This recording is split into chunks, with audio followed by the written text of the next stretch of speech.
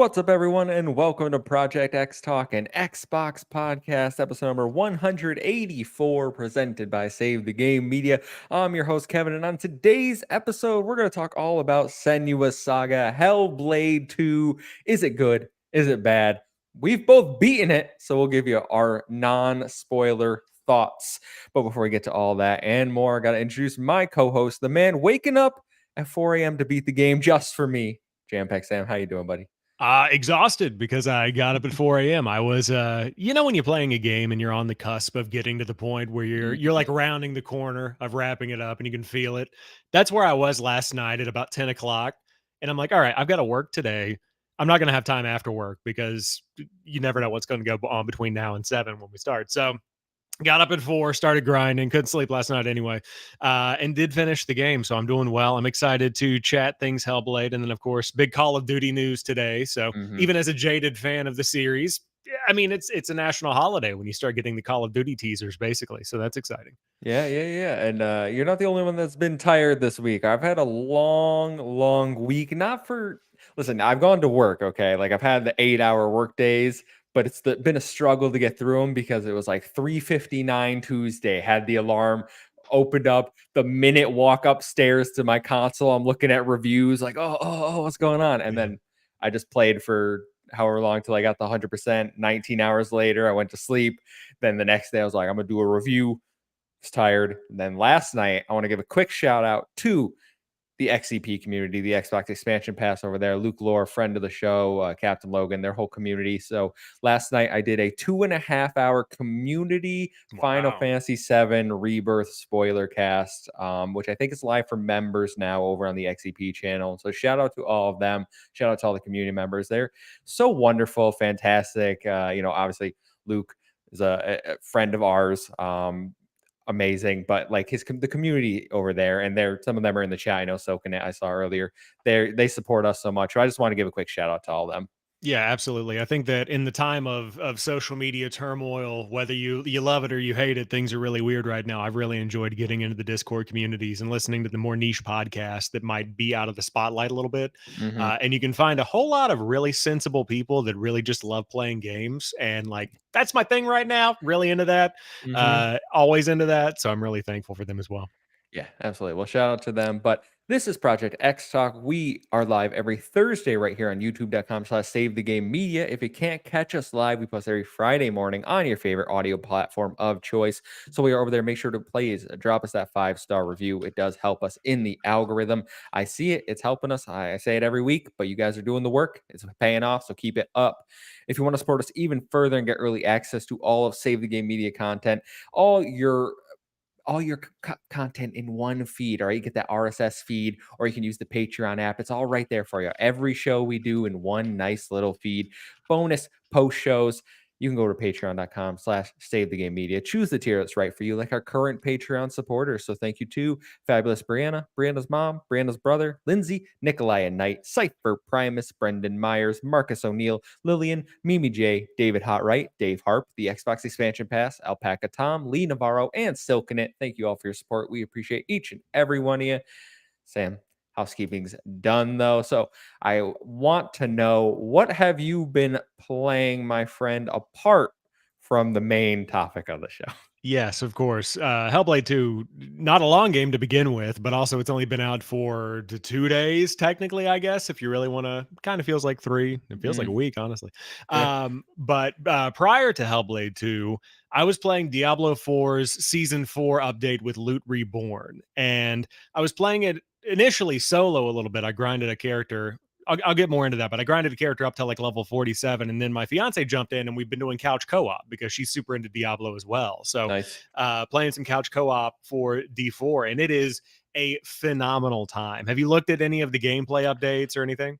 I've looked at some of the loot changes, and it makes me want to go back and try it, which, now that I'm done with Hellblade, this might be the perfect time for that. Kind of in between things. I think I'll be getting hopefully a review in the next coming week or two, but Nice. in the meantime, I think I got some time for Diablo. Yeah, it is a wonderful time, and I haven't really played on a regular basis. I got into I think it was the October season, so probably around season 2, maybe. Mhm. It was the vampire season. I forget which one that was. Season of Blood, I think was That was either. new. I think that Yeah, was I think it was 2. But I don't know what changed between now and then, so I don't know when they enacted all of these changes, but the leveling is so much faster. There is so much loot on the screen. It's just complete chaos almost at all times in the best possible way. Like, I'm just genuinely overwhelmed and enjoying the amount of loot that I'm churning through. Mhm. And on this new seasonal character, I rolled well, it's a necromancer that's kinda like a tank, I guess. It's my first necro class. Okay. But this is the first time, and keep in mind, I've only been playing it since last Thursday. I jumped into the update. I am now, like, up to the Paragon stuff where I'm going through like, you level very quickly to where I think I'm a level 53 or 4 right now. And Awesome. so it shortens the amount of time on the initial grind, and then it really Mhm. gets into, like, the post-game stuff a little bit faster. I'm not typically that guy. Like, you're talking about the loot changes. I don't know what any of that stuff means. Barely understand the Paragon stuff. I'm just learning as I go. Um, but it's just such a good time. I mean, I know we've talked about it before, but it's a turn your brain off, grind, Mhm. play dungeons, have a good time with it kind of thing. And there's some good storytelling beats along the way. So I'm loving it. Super fast paced, super good time. Really, really recommend diving in and checking it out. That's awesome. Yeah, one of my big issues for Diablo, I'm not a big fan of the seasonal content in general, but I like to stick to my one character and just kind of get Mhm. them to be the best that they can be. But one of the big issues I had was the level grind at the start, Yeah. especially was so once you hit 30, it was basically snail pace from there on out. It was Yeah. ridiculous. It seems like that once you hit 50, now that's when it starts to kind of slow down a little bit, but not to a horrendous degree. Like, it's still moving really fast. And the one thing that I'll say to wrap up what I've been playing a little bit, I can talk about one more thing very briefly, but the Helltide, which is like the new thing for Loot Reborn, I think it was added for this season. But it's like this new area that moves around the map, kind of like the PvP areas that just kind of like populate randomly, I believe. Um, you go in and it's just like demons and monsters and vampires and werewolves coming at you from every angle. It's total chaos, and it's meant to grind that loot, get you Mhm. XP really fast. So I would love to have like a Mother's Blessing weekend where everything's doubled, just Ooh, to yeah, see yeah, how yeah. fast I can actually go. But I'm planning on spending a lot of time with this one. The only thing is that I don't really feel compelled to go in for the battle pass because, like, what do cosmetics really do for me in Diablo Mhm. 4? Like, when I'm on a menu, sure, but can I really see that pair of boots or whatever from my isometric angle 20 feet above the Yeah, my character? character's blocking my feet anyway, and all the Yeah. blood that gets all Yeah. it's, So we'll see. I'm grinding through the like free version right now and really enjoying it. So if I continue playing it, then I might go back and buy the battle pass. But outside of that, I have played 2 rounds of the Halo Infinite Zombies mode. Have you I heard didn't even about know this. this? No, I didn't know this was a thing. The Halo got zombies now? Halo has zombies now, so it is a Forge community-made map that was added into the official playlist. It's by a group called the Forge Falcons that are like hardcore Forger people, and so it's kind of in testing right now. It's in the workshop, but really good time. They remade the Nacht der Untoten, I think I said it correctly, map from World at War, the like first map that they ever did for World at War, the Okay. original map. I didn't It play is World in at War. Halo Infinite. It is in the rotation, and I'm like, I mean, I guess they bought Activision Yeah, Blizzard, so you it's can't sue them all good. anymore. It's all good. Yeah, so it's fine. That's why they did the acquisition. But it's a good time. It's a dumb little like Forge game, but I'm having a good time with it. I mean, those are the things that we've been asking for, though, right? Like, even if it's not like, wait, did 343 recreate the map? No, Okay, no, so yeah, okay, that's what I was. So that's like what we've been asking for, though, like official crossover stuff. Like, what if 343 had made that? Like, that would have been sweet. Like, I understand this community thing, but we want more of those crossovers now that Activision is underneath the banner. Like, let's get Shipment or some weird whatever. I don't. Shipment's the first thing that comes to mind. But those yeah. zombie maps from older Call of Duty games, let's throw them in there. Yeah, it would be cool to see. I said it in a video that I made today, and I'll say it again here. The Forge community has carried Halo Hmm. Infinite. It is the reason the game is still as good as it is, because if you compare what they've made to what 343 has made, like, obviously more community members, but like just the quality of the maps, some of these you can't even tell. Like, they're so good. So this is one of those examples of like a really fun, creative way to make the Halo Infinite tools work for you. But what have you been playing? You've had quite an eclectic lineup here, Uh, my friend. Yeah, so I'll start with the most recent edition and the one I put the least amount of time into. I literally played about an hour of this game. I got it for $4 today. It's called Sakura Wars. It's a JRPG from Sega. I know literally nothing about this game except that it's kind of a life sim persona elements with it, and then apparently at some point you get into giant mechs and fight in combat. So I don't believe it's turn based. That looked like real time beating the crap out of people with mechs, but it's a. I had some time. I was like, I'll check it out for $4. That's well worth my money. So nothing much really to say about it so far. Characters are interesting. The story is very relaxed right now. It's like you're gonna lead this group of girls that does a theater club, but then they're also like secret ninjas, and we gotta go fight in this tournament. And I'm like, "Oh, this is the most anime thing I've ever heard in my life." But okay. I mean, for $4, those are the games where you're like, you know what? Sure, let's just go for it. So yeah, no complaints there, right? Other than that, I know last week I mentioned how I was in the process of waiting for Hellblade 2 to drop, Yes. and then I got bored of that. So I was like, what can I play? And I was gonna play these games when they dropped on PlayStation Plus. I think they dropped today or yesterday on PlayStation Plus. But I opened up my Epic Game Store library on my Ally. I was downstairs, girlfriend watching TV. I'm on the Ally, and I noticed I own these both already, and I was like, why wait?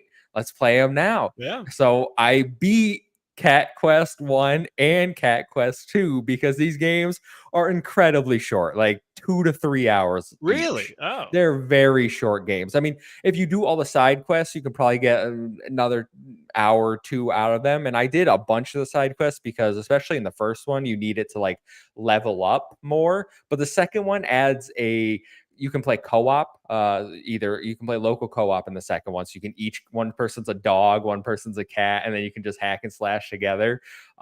Might be fun if you and the fiance want to play some cat quests, but Maybe. very easy, fun, chill game. Does have a few difficulty spikes where suddenly the enemies are level 95 and they're gonna kick the crap out of you. So maybe go do some side quests. But the side quests are literally like go kill all these monsters and then come Mm, back and talk to me. interesting. Yeah, Yeah, I think that the games being 2 hours explain why we're now on what, 3 or 4? 3. Yeah, we're Yeah. on Cat Quest 3, and it's so funny because at the end of Cat Quest 1, it's like, "In for our next Cat Quest," and then it literally title screen Cat Quest 2, and I was like, they didn't even wait for the to see how the game did. They had a Cat Quest 2 title screen at the end of this game. Yeah, I mean, if you slice, not to say that it's a negative thing, but if you're an indie creator and you slice and dice up like an idea into three individual things with different elements, kind of like maybe are there differences between 1 and 2 significant enough to warrant a sequel? The combat is pretty much the same. You have your basic X attacks, your dodge rolls. They add a few new spells, or like the spells are usually mapped to the trigger buttons, so you can mix and match those. You can level them up, and then you just other than that, it's like collect the armor and make your characters how you want. Like, do you want to focus? Like in Cat Quest 1, I focused on magic. Like magic was absolutely busted. In Cat Quest 2, I went full melee because I was just slashing people down. I love that these are the descriptions of a game called Cat Quest. Like magic was busted, man. I was just shit. Well, Uh, the thing is though, now I'm like, how much is Cat Quest 3? Like, do I just grab like I'm in at this point. Like I played the yeah. first two. Yeah, I mean, I think that's probably the idea. If you enjoy it, go for it. But yeah, I have not played those games. I'm sure that I also have them in the Epic Games library, but I feel like one of them used to be on Game Pass. But I'm glad to hear that they're a good time. I know you like all the random little cat games. I know that's your shtick. So hey, following the trend, I love It's it. funny because I played Little Kitty Big City, and then Yeah, I was like, I'm just on a cat grind right now. yeah, big cat guy. Yeah, big cat guy. But that is all for what we've been playing. So why don't we get into the main topic of discussion for this week's show? Senua Saga Hellblade 2 is finally here. The sequel to 2017's indie darling dropped Tuesday, and it's safe to say that its reception, while mostly positive, has been divisive. Currently, the game sits at an 81 on Metacritic and an 82 on OpenCritic. Eurogamer gave it a 5 out of 5, saying, quote, Hellblade 2 continues Senua's stories with grace, confidence, surprising brutality, and thundering conviction. Friend of the show, Ains over Seasoned Gaming gave it a 9 out of 10, saying, quote, Senua Saga is a journey unlike any other. It's fantastical, evocative, and demonstrative of ninja theory being masters of their craft. Meanwhile, Metro Game Central gave it a 5 out of 10, saying it's a joyless slog of barely interactive entertainment and a muddled portrayal of mental health that just so happens to have the best graphics ever on a video game console. PC Gamer also gave it a 58 out of 100, saying, quote, despite its greater scale and visual splendor, this sequel fails to escape the shadow of its predecessor with a muddler tale that Senua herself feels out of place in. Sam, we've both beaten the game. We're not going to spoil anything. It's going to be a completely non-spoiler discussion. But how do you feel about these reviews? Do you think it's fair before we jump into our actual thoughts about the game? You woke up, saw these reviews. What was the initial reaction? Because I've seen a lot of discourse online about this. Yeah, I mean, I think the thing about reviews is they're all subjective. Everybody's got their own opinion on what the game is. And so it's not my place to tell anybody their opinion on the game is right or wrong. For the reviews that are fives and sixes or below, I personally believe that's a reflection of going into the game with an expectation that doesn't align with what the series was bringing to begin with. Like, if Mm-hmm. you want, I think maybe you could blow the comment that the combat has been entirely rebuilt from the ground up that we saw during the promotional material, kind of like the build up to this release. Yes, it has been rebuilt from the ground up. It was not robust in that it's going to be like a God of War where like you've got like a real combat system. Now we'll talk more about the combat. I love it. Mm-hmm. But it might not have lived up to what people had said for it. So it's a question of, is it a difference in taste? Is it a lack of understanding about what Hellblade was? Is it a over exaggeration of what you thought these statements meant going into it? So I think that's kind of what it is for me. But anybody that's like 8, 9, 10, probably about in line with what I would consider it. Yeah. Yeah, I would. I actually don't like if you look at the Metacritic, OpenCritic, I actually don't find myself disagreeing with where it currently sits. Yeah. I think sitting in the 80s is probably where it belongs. And that's coming from someone who I think the first one is a masterpiece. And I love a lot of what the second one is doing. My full review is out now on the Save the Game Media channel. You can go check that out. Non-spoiler, obviously. So just get my overall thoughts there. We're going to do a spoiler cast. But when I saw the wide spectrum of reviews waking up in the morning, I was a little taken aback. I perhaps thought the game was going to score a bit higher just because when I'm thinking of what we saw in the lead up to the marketing, it seemed to be one of those things like the preview said that the combat was better, that people were really excited for it. Like it had glowing previews. It was going to be that narrative, third person single player experience that Xbox had so desperately like wanted. Like people, that's what people were touting it up as, right? So maybe I even set my expectations too high. But when it came out and people were like, it's more Hellblade. And I'm like, I love Hellblade 1. That sounds great to me. But I immediately understand, okay, that means there's going to be a lot of people that don't like this game because there's a lot of people that don't like the first Hellblade. They think it's a walking simulator. They didn't like puzzles, which can I just say, I'm not sure why everyone hates puzzles these days. Like, is it really the I need instant gratification? Like, don't slow me down. Like, I hear this from a lot of people, other content creators, podcasters who are just like, oh man, I hate puzzles. As soon as I get to a puzzle, I look up the solution online. I'm like, what happened? What happened to this generation? We can't do puzzles no more. But Yeah.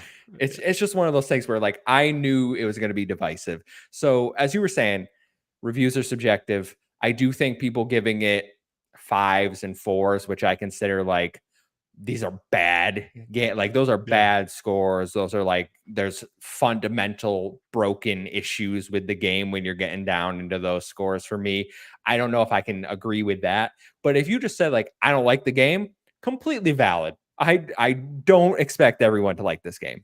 No, not at all. I think that I said it on Threads, but this is the epitome of like games as art. This is one of those experiences. It's a narrative driven. I mean, it really is an interactive movie, and I can't disagree with anybody that's like there is really minimal interaction when you consider this is a video game running on an Xbox. There is minimal game really involved in this beyond like changing your line of sight to add a couple of puzzles to the mix. Mhm. And the combat is serviceable. Like I enjoy the combat overall, but yeah, everybody that I've seen the reviews, everybody that I've seen writing their reviews, they have valid points. It's just a disagreement of how you perceive them. Really, I think is what it is for me. Yeah, the only one I really take issue with is the a joyless slog of barely interactive entertainment. Like you are making it sound way worse for me personally. Like I get maybe you didn't have fun with it, but a joyless like there's a such a rich narrative here for me, which makes me like we were talking backstage before we started the show, where I'm like, I don't know if people really like understand how deep the story to this game is. Like if you take it at face value and you're like, oh, it's a cool Norse Yeah. mythology story, that's fine. But I think there's so much more to the narrative. Yeah, completely. And reading that line in the review, is Hellblade 2 joyless? Like in terms of subject matter, arguably yeah. Like it is a by definition joyless game. Like it is about dread and like maybe a little bit of hope thrown in there, but it like the topic is very heavy overall. But what this tells me reading in the context of a review is you didn't have any fun with it. And Hmm. it's like yeah, I just don't get how you can look at that and just say like everything about it as a 5 out of 10. So I agree. I don't agree with that specific review. Um, but again, subjective stuff. So I don't know. It's just if you want to go play Far Cry Blood Dragon and like have constant, inundated with colors and lights and guns, go for it. But this is not that kind of joy bringing game. Yeah, this is. I think people really should know, which is I'm glad to see reviews from all over the spectrum, like bigger content creators. Our reviews doing really well. I know Carpool Gaming, Luke, like everyone's reviews getting eyes on it, and I'm glad to see that people like even smaller creators can bring attention to this game and be like, this is what it is. Like if you don't like what I'm telling you, don't play the game. Like my issue comes with I've seen a lot of people who haven't played the game talking about the game, Yeah. telling me who's played it, it's a 5-hour tech demo. You haven't played the game. You can't give me these comments. You don't know what it is. You're just repeating online rhetoric, and that really frustrates me. Yeah, I completely agree. And I was in the XEP community chat, and Luke was talking about the reviews and critic reviews and things like that. And one of the discussion points that was brought up is the influencers or the smaller content creators that got codes. Obviously, XEP did a review for it. Luke dropped one day of, but a ton of smaller outlets were also included in Metacritic very early on, like very small outlets that I'd never heard of. Not that I'm like the end all be all of knowledge on the internet, but like small people that are out there doing stuff. Um, and I think this kind of game caters to the communities like we're in right now. Like we're having chats with where it is the people that are looking at games as art, that are looking at the way that stories are being portrayed. It's not meant to, and again, this isn't necessarily a dig at IGN in particular, but it's not meant to be like a mainstream audience IGN game. Like this is not going to be catering to the majority of people that are online reading gaming commentary. It's Mhm. going to be catering to the smaller, more niche communities that are into the art form, that are into what's gaming or what gaming is doing in a different way. Um, and so I think that, like you said, the smaller creators are the ones that are going to be able to kind of herald this game through the internet, and the chaos that it'll bring with it. But I agree, it's been disappointing to see some of the reactionary stuff, but par for the course in modern social media times, unfortunately.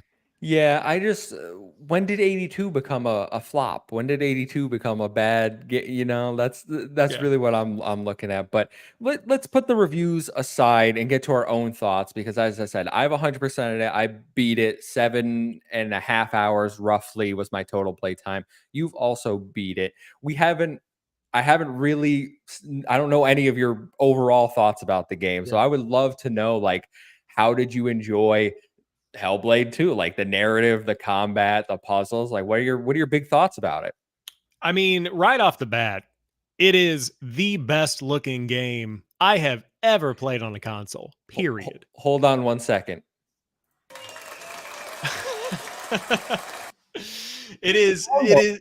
It's the best. I mean, it is absolutely outstandingly gorgeous. Now, there are two elements of the game graphically that kind of like bother me a little bit because they're just jarring enough to take you out of like how good things look, and that's the fire and the water. Like the Mm, fire and the water do not look great. Not gonna lie. mm. Like even on the opening sequence when you're zooming in on the boat that's going in, and again, no spoilers or anything, but that's like first 2 seconds of the game. Yeah. You can just immediately like, oh man, those faces look great. That water is really taking a hit for those faces. But through the game, those are very few and far between. I mean, I was sharing screenshots throughout the entire thing. Again, totally spoiler free stuff. But oh my gosh, like the lighting, I assume ray tracing is involved here in some capacity. I don't know if that's true or not on the Xbox. I didn't look at the specs side, but unbelievably gorgeous game. That's the first thought. What do you think about how it looks? I said it in my review. This is the the most visually stunning game I've ever seen in my life. And my review does not do it justice because my 4K, like when you capture it, I don't have a 4K capture, so it's like 1080p. Then I Oh yeah. rendered it. Like the clips in my review do not do this game justice. Like you need to go play the game on a giant TV that with it has a good picture. I highly recommend. But like as soon as I booted up, I was like, this is a visual showcase. Like I've said, this generation, the most beautiful game I've seen was Horizon Forbidden West because I do think like that the colors and the Yeah, very fidelity they vibrant. pulled off over there was so good.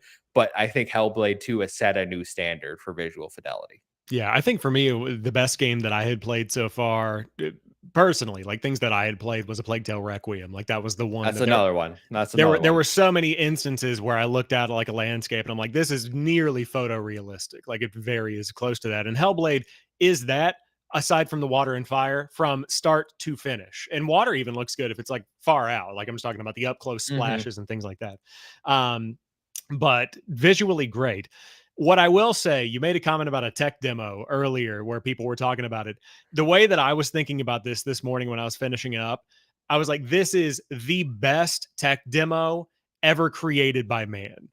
And I mean that in that it shows off Unreal Engine 5 in a great way. It pushes the Xbox Series X, what I would assume to be close to its limits that we've seen so far. Hmm. Um, but beyond that, it's got decent gameplay that delivers a story, decent puzzles that aren't too challenging that get you through, but also add a little bit of mix up into the stuff. And then the story is fine. Like it is a good story that continues off of what the first game did. I love the characters. Again, the facial animations are great. Goes very deep. I know you have a lot of thoughts on how deep the story could potentially go. Like all of these elements are great, but it is a showcase of what this console can do. Like that is what this whole thing is. And so for that reason, I do feel like it is a tech demo, but in a good way, not a derogatory way. Like it is a epitome of what next gen should be. And in Because fact, it is a game. Like yeah, people are calling it a tech demo to imply that it's not a game, and it is a game. yeah. I mean, maybe I should rephrase like the No, use I of get what tech you're demo. saying. You're Yeah, explaining it. When people just drop comments and say 5 hour tech demo, they're trying a negative connotation as yeah, it's not a game. When this is a full fledged adventure, it's a narrative totally. game. It has combat, has puzzles, like we said. Yeah, like there are so many things you can do. Like you can't compare this to the Matrix demo that was put out by the Coalition a couple of years ago and say that that's the exact same thing one to one. I think that was the Coalition. Am I It right on was, that? yeah, it Yeah. was. Like you can't say there's the same thing one to one. Like Ninja Theory has gone above and beyond, especially for the pedigree of the studio they are. Like not to say they're small, but like it's a smaller team compared to a bigger team. Um, and across it all, like I was impressed from start to finish. The thing that I keep thinking about though is like, ah, Hellblade 2 looks great. Is Fable gonna look like this? Like I started Ooh. like the is X gonna look like this kind Hmm. of mentality of like thinking through games that are running on Unreal Engine 5. Like, okay, cool. They're shifting Cyberpunk's next CD Project Red's next game is shifting over to Unreal Engine. Oh my gosh. Like, the potential there that Hmm. is shown through Hellblade 2 just gets me more excited for the future. Especially as we maybe not this generation, but next generation, we get more powerful tech, were able to get the visual fidelity that Hellblade shows, but maybe at a higher frame rate. And I personally don't think the 30 FPS impacted my experience with this game whatsoever. I don't think you need 60 for this. I didn't notice it the majority of the time because it is one of those games where it's like, I'm taking my time. I'm looking at the landscapes, looking at the environment. Like, you can only go so fast anyway. But like, there's sections of this where, now, again, no spoilers, but like, you could go into places and there's nothing really in them, but I went in every single little section just to look at like what's going on in here. Like, Yeah. what was the environmental storytelling that was going on in this place? And for me, like, I again, full reviews out, but I don't think the combat is that great. I Mhm. personally think it's a step back from the first game. I enjoyed the first. And I should clarify this because I saw someone actually frame it a lot better than maybe I said it in my review. I think the combat in Hellblade 2 is more realistic. Swinging a sword is hard. Swinging a sword will tire you out. Yeah. And you feel that when you play the game. You hear Senua grunt and like her motions are sluggish. Like, she can only do so much so fast, as opposed to Hellblade 1, where it was like, voice tells me there's a guy behind me about to swing. I'll just hit the parry and I'm parrying Yeah. every other enemy. Like, it looks cooler. It's more fun to play. But in terms of like brutality and getting a sense of realism, which I think is what Ninja Theory ultimately wants from the combat, Hellblade 2 does succeed in that. Yeah, absolutely. Speaking of the combat, I think it was one of the first encounters where it's like enemy after enemy after enemy, where you start getting kind of like to get the flow of it. There's a lot of intentionality. Like as you're dodging swings, if you just smash A to dodge as fast as you can, you will not hit it successfully most of the time. Like you will end up getting hit a lot, and so it's just instance of taking a step back, planning your swings, planning your dodges, figuring out what battles to fight. Mhm. Um, I really enjoyed it for that reason because it made it feel more immersive for me. And one thing that kind of leans into that, talking about immersion, this is one of those games, and I can't think of any that have done it this well, where it's one shot from start to finish. Mhm. There are no loading screens, there are no real like fade out to black little loading icon in the bottom right, waiting for you to the SSD to catch up. It is just a full, like you're living a life. You're seeing life through somebody else's eyes from a different perspective. Like it is that encompassing. You just get sucked into it in the best way. And I think the combat services that, because the first one, I agree, was a little bit more fast paced. I haven't played it since 2018 probably, but it definitely felt like more of a game. Like you could feel the Mhm. gaminess of it.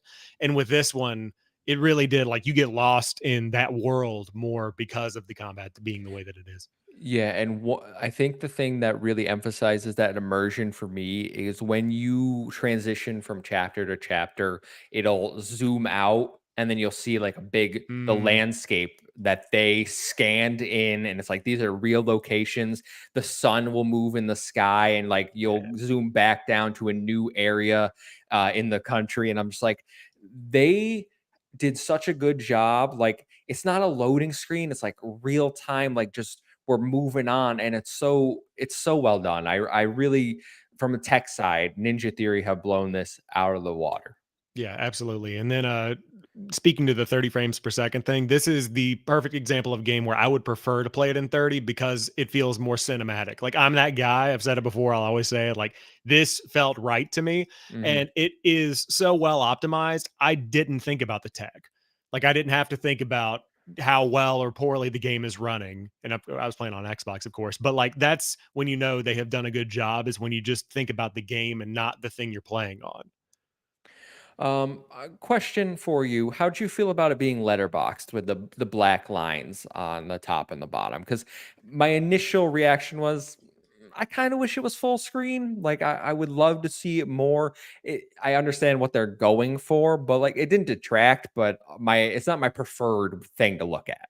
Yeah, I was kind of in the same boat. Whenever I booted it up, I knew that it was going to be letterboxed, and I started to change it, And then I thought, I'm just going to experience this the way that they intend me to experience it. Like, I'm not going to modify anything. I'm just going to go in and see where it takes me. And I don't regret doing that because I went into the photo mode, and when you change to a 9:16, it like zooms in. So Sydney was more on the left side of the screen. It Hmm. doesn't open up the letterbox anymore. And so I didn't really want to do like the let's go from a 90-degree field of view to a 70 again. So I just kept it letterboxed. But yeah, I didn't really mind it that much. Yeah, puzzles. Let's chat about the puzzles because for me, again, I think the puzzles are a step back from the first game. And Mm, I know it sounds and Sam's over here all positive, and I'm kind of like, I think the first game was a little better. And I do overall think the first game was a better game for like a better game for me. And that's coming off someone that like I really, really like Hellblade 2. I don't know if I'll use masterpiece, but it's right there for me, especially when you're talking about the narrative. But the puzzles, I almost felt like they were too easy. And I feel like Ninja Theory kind of listened to the feedback of the first one, where sometimes the puzzles were a little too obscure. Like it was hard to yeah. figure out like what you needed to line up, and now you just kind of snap to what you need to line up. Or the new puzzles they introduced are kind of mind numbing, is what I said in my full review of it, where I'm like, I'm just gonna look at this thing and then go grab it. Like it'll be over in 5 seconds. Like I don't know if this was like needed here. So the puzzles aren't my favorite. They're not really memorable to me. Yeah, I don't think the puzzles are memorable. I think they're I think that one of the reviews that I was reading or listening to, it might have even been XCP. I'm not really sure, but like they're just there to break up the gameplay and the style. Like if you had a walking style, situation where you're listening to the narrative for a little while, it's nice to have a puzzle break that up a little bit and kind of separate things up. But I agree, they're not deep. Didn't bother me that they weren't. And like I said, it's been so long since I played the original Hellblade. I'd have to go back and compare how they were before. I do remember being challenged more when I played it the first game back in the day. Um, but I don't know if that's a reflection of my change in taste or just my lack of really being caring that much about how deep the puzzles were. But they're fine. They're there. My favorite puzzles are not the main puzzles, but it's the ones where you've got to find the giants that are just like scattered, like the faces and the rocks and stuff. You're muted, by the way. I don't know how I got muted. The collectibles. Yeah, Yeah, the yeah, yeah. collectible puzzles are really good where you're looking at this giant rock face and you're like, oh, it's a rock face. And then you focus in on it and it just has like a nice blend into what comes next after that. So I really, really enjoy those. I'm looking forward to going back and I will use a guide to get the 100%. Oh yeah, I looked up a Yeah. YouTube video that has literally all of them labeled. It's like Lorestone 1, Face 1, and I'm just like, okay, I missed 4 runes and then 2 faces. So it literally took me to get those 6 probably 30 minutes. It's really very quick, so like 5 minutes a thing, Yeah. not that long at all. I do I like the faces. Sometimes I found myself staring at rocks and I was like, is that a face? Like Yeah. and I couldn't tell if it was like I've been awake too long and I should go to sleep because Yeah. like it's kind of that thing where it's like, oh, my eyes are kind of like hurting. I shouldn't have Yep. woke up this early. But also, like those 2 rocks kind of look like their eyes on top of the other rock, and now I'm like staring. I'm like, it's not a face at the end of the day. I was just Yeah. being delusional. But no, I like those ones. I like the lore. I like I don't again the lore stories in this one are a bit different. They're shorter. They don't make you stand around and listen to them for nearly as long as the first Yeah. one, which I appreciate. Like I found you. Let's keep it moving. You can say a few lines, but I want to get on my way. Yeah, I need to go back through. I might listen to like a super cut of the lore stories because they build on one another, right? Hmm. Again, not getting into the spoiler stuff, but I'm looking at my big totem pole and I've missed 5 and then I hit like number 6 and I got number 1. Well, your two-liner isn't really going to give me much information since I missed the other 5. So like hearing what Norb has been doing over on the boat or whatever, like I don't I don't need to know this. So I just wander away. So I got nothing from those personally. Mm, But I might go back and like see a lore supercut to see what that was all about. I don't know. yeah. Narrative wise, I gotta just wax poetic because I think that this is such a deep game, deeper. I know I told you this already, but I think this game is so much deeper than people are really even giving it credit for. Because I have a whole page in my notes section on my phone that, like, I have heard no one else bring up these points about the main story, like draw connections to things, just have these theories, and it's part of me feels like, am I reading too much into it, or are other people just kind of taking it too much at face value and really just going with the, like, oh, this was a cool Norse mythology narrative, and then trying to just piece a few of the more like obvious themes, because I think there's so much hidden in almost every little detail of the story that you have in this game. Like, I love it. Yeah. There's a lot there. I know that he does have a notes section, an entire page of notes. Um, there's so much you can break down here, and I think that's the beauty of it being the kind of game that it is that it's very narrative driven, and people will analyze this for a very, very long time. And I don't know if we'll ever get the final verdict on like how much of these, things that you're seeing in it might align with what somebody on the team had planned from a narrative perspective. Because I think that there is a straightforward answer to why all of the things are the way they are in the game, Hmm. and like I'm happy to take those at face value for what we're presented with. But there's definitely a lot of symbolism, and I think that's what I loved about it is that, again, beautiful game, showcases the tech, does so many things right, and it's got that depth to it that's not just technical. Like it has that meaningful element to it. And so I really, really appreciated that as well. The characters are also really, really well done. And Yes. like I think that when I say that, the character development for Hmm. like personal character development, again, not getting into any kind of spoiler stuff, you don't see games do it in a way that is as subtle and well done as Hellblade. Because a lot of games will come and it's like character development.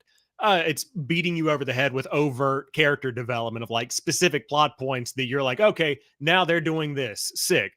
Hellblade just does this like slow crescendo into across the entire squad you've got like a different set of thoughts and probably mindsets from beginning to end. And I really, really appreciated that. Yeah, Ninja Theory likes to drop these little nuggets throughout the game, which when you just see them, you're like, okay, like that's something. But then I feel like the last chapter, especially, again, no spoilers, there's a moment in the last chapter where everything just sort of clicked in my brain. And I'm like, oh my God, like that is what they've been setting up this whole, like, everything just kind of like I went through the matrix, all the numbers started going to my head, you know what I'm saying? Yeah. The whole story just kind of came together, made complete sense, and really elevated the experience for me, where I'm just like, they knew what they were doing the whole time. Like they set this in motion, and when you're playing it, you don't really think about that, but it really is. I think it's just a masterful way to tell a story. It leaves a lasting impact. Like, I'm eager for more content about this game. As you're saying, I don't know if we'll ever get like someone, hey Kevin, you were right about this. Like, Yeah. I'm gonna do a spoiler cast with at least Sam Heaney over here at No Limits when he plays it. I'm gonna get my thoughts out into the world, but like, I would love a making of Senua Saga Hellblade 2. I would love a podcast from Ninja Theory, like deep diving into what every aspect of the game means. Like, I would love to hear something like that, just so we can have those kind of answers and dive deeper into this. I don't know if it'll ever happen, but man, there's a lot to this game that really just, it's the same way I felt about Alan Wake 2, to be honest, which, Yeah. like, game my game of the year last year. Was it your game of the year last year? I forget. I don't remember, but it was I definitely in know my nominations. I couldn't remember. I know it was, I knew it was in there. So it leaves me the same way, where I looking up fan theories and like just trying to see like, how does everyone else take this, or like Yeah. what is other people's interpretations, and everyone seems to have a pretty unique interpretation of the story so far. There's some overlap between other things I've heard. Like, obviously there's a big component of vengeance in the Mm. story. I've heard comparisons to The Last of Us 2 in that aspect, where that is also a vengeance heavy story, but I don't know. I think this is a very different vengeance tale. Yeah. Yeah. I think that to wrap up my thoughts on it, like especially if you have Game Pass, by all means, Hmm. like spend the 5 to 6 hours, just mainline it and enjoy the scenery and Yep. see where the story takes you. And then for $50, I mean, even at face value of that, like I know we do like the value per hour, basically like $50. Let's say you get 6 hours, you're less than $10 an hour. The visuals that are there, the story that's told, I mean, I think that personally would be worth it for me compared to like a movie. But even if you wait for a sale, like just you will definitely have a lot to think about. It will give you a different perspective on what a game can be. At least that's what it did for me, even going in knowing that it would do that. So yeah, can't recommend it enough. Very, very good game. Yeah, I'm definitely going to pick it up on sale. I don't know if like $50 seems a bit much for me personally. Like that's why I love it. I'm glad I played it through Game Pass. I don't know if I would feel comfortable dropping $50 on it. I think a $30 price point is probably like I'm gonna grab that. Like I want to own this Mm, forever, just like I own Senua's Sacrifice on every platform yeah. I have. So this is certainly something I'll add to my library at some point. Shout out to Ren Olin in the chat who says it would be nice if games like this added features like some Blu-rays where the director adds commentary on how they made things. Absolutely. That'd be I very would cool. love that. Yeah, very cool. I kind of like the Assassin's Creed interactive world modes a little bit where like they give you the history elements. Like it'd be cool if you could go into like a photo mode equivalent of, they've highlighted specific elements in each scene and it'll give you an on-screen prompt of like, hey, push start right now and we'll take you into that and then you can kind of like go through a couple of elements there. I would love to see that too. Yeah. But Or yeah, even so like much going on. after a cut scene plays, it cuts to the director, like kind of let's break this scene down. Like that Yeah. would be really I'd be down for that for sure. Yeah, that'd be very You good. can charge me for it, Xbox. I'll give you a few bucks for that. All right. Super cool. All right. Well, we're not done with the Ninja Theory news because according to Jez Corden over at Windows Central, Ninja Theory's next game has already been greenlit. The team will continue to work on Project Mara along with this new title. And Windows Central also adds in a separate article, despite speculation, there are no plans whatsoever to close the studio at this time. I hate that we have to talk about this, like, and I don't know if it's a reflection of like legitimate concerns that maybe, I don't know, is somebody at Ninja Theory reading this and like, oh, thank God, like after the past couple of weeks, I wouldn't be surprised. But I think it's just so sad that we've gotten to the point where a game that may not be turning a ton of money into Microsoft's wallet is then putting the studio up for ridicule and criticism over like, are you guys next for this like consolidation we're seeing here? But glad to hear that the next game is greenlit. Excited to see what they do. Hmm. Hopefully, I don't want to say hopefully because I want every studio to make the game that they feel they need to be making. But hopefully it's not a bleeding edge kind of situation where it's like, hey, Hellblade 2, let's follow it up with and then A hero shooter game. multiplayer game. Yeah, let's I don't know if we want to go that far in the other direction, but excited to see what they do next. Do you want Hellblade 3 or you want them to take a break for a little bit from this IP? Um I think that I would want them to take a break personally. I think that Senua's story ends in a very this is a good place to end it on. It's not going too far in one direction or the other. So I could see it continuing. I could see it also not. But I would love to see them just take what they've learned from honing in on how good a game can look. Like they have learned so much. I can imagine from going through the development of this game what could that look like applied to a game that's maybe 10 to 15 hours with a new set of Hmm. characters that's a little bit more robust. And again, I don't want every studio to become something bigger and better, but because bigger isn't always better, but it would be great to see more of their prowess kind of come into the full view and make something like a Plague Tale, I guess is what I'm trying to say, where it's like visually great, different gameplay styles, different story delivery. Like it's just a different type of game that I could easily see them getting into. You're speaking my language. You know how much I love a Plague Tale, so I'd be completely down with that. I'm glad to hear, even if it is, not an official Xbox channel, that their next game reportedly has been greenlit. Like that's exciting. They working on those two projects at the same time. I'll be day one for both of them whenever they come out. And I was never really worried about them being shut down. I think people are stretching it a little bit when they say like, well, they shut down Tango and obviously that sucks, but like that's ZeniMax act like Xbox Game Studios, ZeniMax, and Activision are all acting very separate. So it's like it's not a one thing fits all type of deal. Yeah, and I mean, like, if you can make it through the bleeding edge era of Ninja Theory and we've gotten back into Yeah, like the for sure. Hellblade For 2 era of sure. Ninja Theory, like I feel like we're safe. It's kind of like everybody saying Xbox is shutting down. Brother, I lived through the Xbox One. Mhm. Okay. If we can make it through that, we're going to be all right. I'm It's feeling really good. yeah, it's so funny hearing that where I'm like, I literally almost stopped playing games in the Xbox One chair. Like Yeah. right now, we're flying high. All Yeah. right, like I mean, I was it's on PlayStation 4 for like 5 years. Like I was out of Xbox after the 360, and then I got back in towards the end of the generation. So, yeah, if they can make it through that, and especially like a botched Master Chief Collection launch, things like that, yeah, I think we're doing all right. well, you brought it up because you were talking about the reception to Hellblade 2. So Sam Heaney writes in, says Hellblade 2 has debuted with pretty weak all-time concurrent players on Steam, beat out by Hellblade 1 and even the underperforming games like Hi-Fi Rush. What do you think this is indicative of, if anything? And if engagement is the key for Xbox, will this kind of thing be a problem?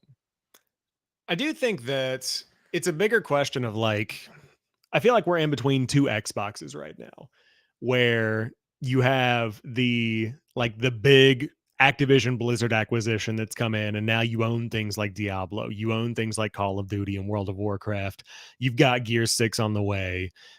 You've got all of these big games that are coming. And then you've got the smaller projects like Clockwork Revolution that's on the way. You've got, I would even throw Perfect Dark in there as like a smaller project overall. There's so much you can debate about what a small project is. Kevin's frozen. I don't know if I'm actually just talking to the internet or not. Okay, we're good now. We're good now. You're starting to move again. But these games that they've been talking about for years are small compared to the Goliath that they've acquired. And so is Hellblade 2 one of the last of these small games that they're focusing on that's more of like that niche art style Xbox eclectic lineup compared to the bigger games that they're going to be focusing on to drive revenue. So to answer the question directly, 3 to 4,000 players on Steam. That's not a great number for your Mhm. debut Yeah. night. Like, there's no getting around that.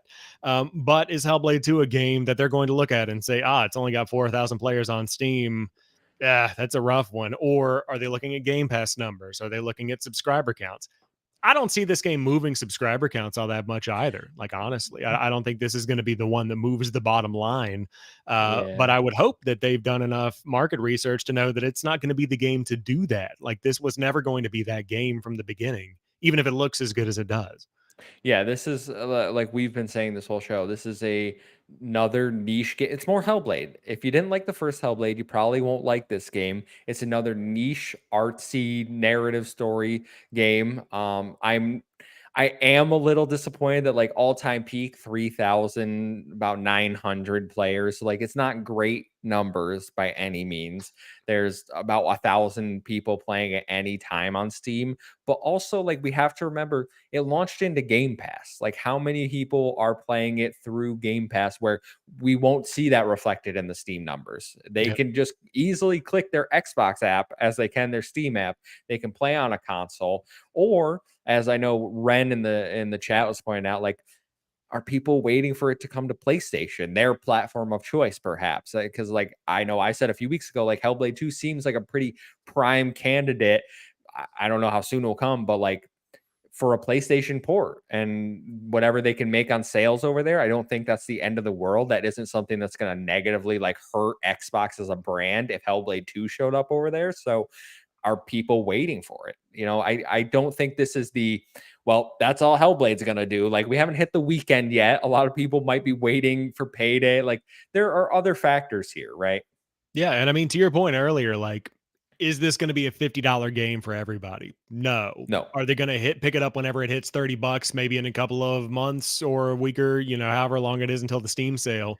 Like, is there going to be a discount in the middle of the summer that knocks it down by $20 and then they dive in? Um, and you can speculate about what people are going to do all day long, but the fact of the matter is they're not diving in on day one on Steam, at least. But I don't think it's sounding the alarms yet. I think it's kind of like a dark cloud gathering over in the distance where you're like, might rain. It's like a little foreboding, but it just depends on what they're looking at. David Hartright has a question in the chat for us. Says Kevin and Sam, pie in the sky. What would you want from the next Hellblade game? This is hard to answer with because I can't talk spoilers. Yeah. I- hmm, Better better water and fire. combat, Okay, there better you water and fire. I mean, like, I just want more of what they're bringing right now. Maybe some refined combat, like you said, like making it a little bit more robust. Um, but I love the like minimal UI. I love the Oh vibe yeah, they presented. Like, and so it would be difficult to build robust, like For Honor style combat around not having any kind of UI or anything at all. do not So add any sort of crafting or gathering. Don't no. bring that crap into this game. Yeah, I am good on picking up twigs to build an axe or anything like I hard pass on that one. But yeah, keeping it simple and just focusing on the beauty and the story is what I would want from Hellblade 3 in Like general. they could have been like, Senua's got a skill tree now, and I'm like, does she need it though? Like she's a Yeah. human being with a Yeah. mental illness. Like what skills are we gonna be putting in here? All right, like Yeah, there's a conversation around what could go in here thematically and what should go in as the game that they've presented, and I think they put in exactly what they need to, minus like a little bit more fluid combat potentially. silking it. I want a map and icons in the next Hellblade. LOL. What do you need a map for? It's a straight line. What do you? How are you getting lost? Where are you going? I would prefer, and this is a new idea. I would love a tower or a series of towers across the map that I have to climb to then view, like, I don't know, a series of things that I need to accomplish that may or may not be impactful to the overall experience. That sounds like a really good idea. And I when don't you know.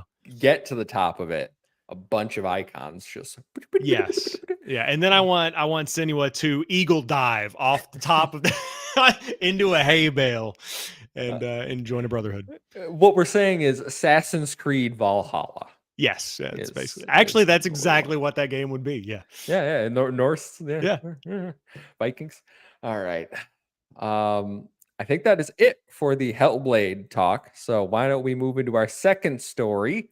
It's not going to be nearly as long as that one, I can assure you, because Black Ops 6 is official. This comes from Jordan Midler over at VGC, who states that earlier this week, Activision launched a teaser site for the next Call of Duty and is indeed the heavily rumored Black Ops 6. The website called thetruthlies.com, and now additional advertisements in USA Today, with Mount Rushmore depicted as being blindfolded with The Truth Lies and a Cerberus logo. Activision also confirmed the title later, whether that is due to people figuring it out on their own or this was a whole plan, I'll never know. But this all but confirms what we already knew, that Redacted is Call of Duty. Yeah. How are we feeling? I mean, I made a quick video on this right before this show went live. And so they're really going after Battlefield with this because we've had Battlefield 4 without Roman numerals. It was just like 4 lines down below the Black Ops logo. So that was Black Ops 4. Then we had Cold War, which didn't have a number, which was technically 5. Now we've got 6, and we're back to like standard knowing like numbers again. So the naming system is weird. But what I've noticed is the key art that the was released. I think they actually changed it back. It was on the top of the Facebook page, but I don't know if it was the UK account or whatever. But it's got the classic like Black Ops dude crouching, holding 2 guns, and it's like a modern take on that. It could be 90s, could be 2000s. I don't know what's going on with that time frame wise. Obviously, Cold War is the rumor here, so maybe 90s. But that hasn't really been used since Black Ops 3, and then it was in Black Ops 1. And so if that is indicative of what the gameplay style might be like, maybe we're getting back to some of the older school stuff. But with it being integrated into Warzone and mobile sharing some Game Pass or some battle pass stuff, like how varied can you get in terms of gameplay style? Like I don't know how different it'll ever be again now that all of these things are kind of shared. But like I told you right before the show or at the top of the show, I'm always optimistic and like interested because I grew up on Mm-hmm. Call of Duty. I Yep. don't play Modern Warfare on a regular basis, but like I'll always pay attention. I get hyped around this kind of thing. So it's always just exciting. How are you feeling about it? I haven't played a Call of Duty since Ghosts in 2013, the launch title for the Xbox One, which I really enjoyed that game actually. Fell off it after that. I was actually reading about Black Ops 6 and they were talking about like the last Black Ops game, you had a choice whether to like tell someone something or not tell them, and that leads into the whole the truth lies category. Like apparently they're making it like, oh, they're connecting it to the story, and I'm just sitting here like, okay, but how many people played the story? Like Yeah. Call of Duty is a multiplayer game first and foremost, right? So like your campaign sounds really cool. It reminds me of the was it Halo 5, the Hunt the Truth? Oh yeah, that Yeah, good. that's Yeah, immediately what I thought about. Where hopefully they're not lying in this marketing campaign like they did in the Halo one. But I don't know. I'm not like overly excited for it. It was again all but confirmed. We all knew that this was going to be the direct after the Xbox showcase in a few weeks. I will watch the direct. It's coming to Game Pass according to the Washington, was it the Wall Street Journal? Wall Street Journal. Wall Yeah, Street Journal. Which I think we kind of said that it most likely would be after we talked about those reports that they were debating it. It's maybe I'll check it out because it's in Game Pass if there's nothing else, but I'm not like overly excited about this. yeah. I mean, Game Pass. I'm in on day one for that campaign. Like, no question about it. Even right now, though, like how much I've seen Call of Duty on sale for like $30. But if I were to go to GameStop today and buy Modern Warfare 3 Xbox GameStop, if I want a physical, let's just say that. Okay, so it's starting at $55 right now. I am not paying $55 for that campaign. You know what I mean? Like that's just not going to be something because I know what I'm getting. It's the blockbuster summer movie kind of thing. So to have that on Game Pass, absolutely going to check that out because I know I probably enjoy it. I just don't want to spend that money for that for me. And I fall off the multiplayer after a couple of weeks anyway for these things anyway. Mhm.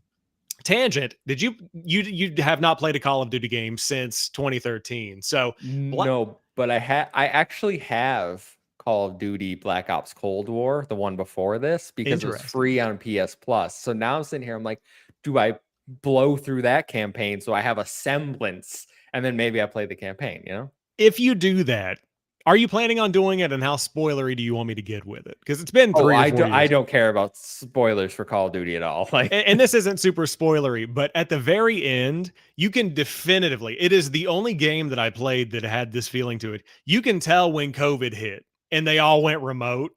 Like there is it's like, it's kind of like what I was talking about, where it's like, you're coming up on the end. Like they could feel like they're coming up on the end of development and they copied and pasted like the last 20 minutes of the game about 6 times and then the game just ends. Like you can feel that. It's pretty awesome. crazy. It's actually pretty wild. Like it's not bad. They do it in a way that's like tactful and thoughtful, but you can totally tell that they were like, all right, so pandemic and we got to get this game out the door tomorrow. So like send it. It's very Control funny. C, Control V. Yeah, That's in it's there. very funny. It's very funny, but not a bad game. Not a bad game at all. It's just funny for that specific reason. Yeah, maybe if I feel like taking up my entire SSD for just it would only be a few Well, hours, I maybe. imagine. But yeah, there's always that option for me. Again, we'll live react to it after the Xbox showcase just to see what's going on. Maybe it's going to be awesome. I know it's Treyarch making this one, right? Yep. They tweeted the John GIF. I think, yeah, I'm thinking I'm back. So I'm like, Yeah. hey, they seem to be hyping it up. I don't know. Yeah, I mean it'll be good. Treyarch is my second favorite. Like I like Infinity Ward the most, and Treyarch is my second Mhm. favorite. Could bounce back and forth depending on the game, but Black Ops has kind of not been my thing over the past couple of installments. So, yeah, I'll be following along. We'll see what they have this summer. All right. Well, Sam, that will do it for this episode of Project X Talk. You want to let everyone know where they can find you, my Yeah, friend. you can find me at JamPackSam on Threads, Instagram, YouTube, TikTok, all those fun places. Loving Threads, tons of engagement over there, a lot of cool connections and people that are having awesome conversations. A lot of Hellblade 2 conversation this week, so appreciate anybody that's popping in from over there by chance. I know Silk and it's always chilling with me over on Threads as well, and you are over there too sometime. Yeah, I was on it multiple times this week. I Yeah, posted things. All right, it's yeah, crazy. dabbling a little bit, but it's a good time. That's where you can find me. Yeah. Well, everyone go check out Sam and his wonderful content. You can find me at the Muffin Mon on Twitter, on Threads. So 1-7 I, O instead of an A. Follow us at Save Game Media on both of those platforms, as well as stay up to date with all of our latest videos. We'll have a Hellblade 2 spoiler cast coming your way very soon. But until next week, we will see you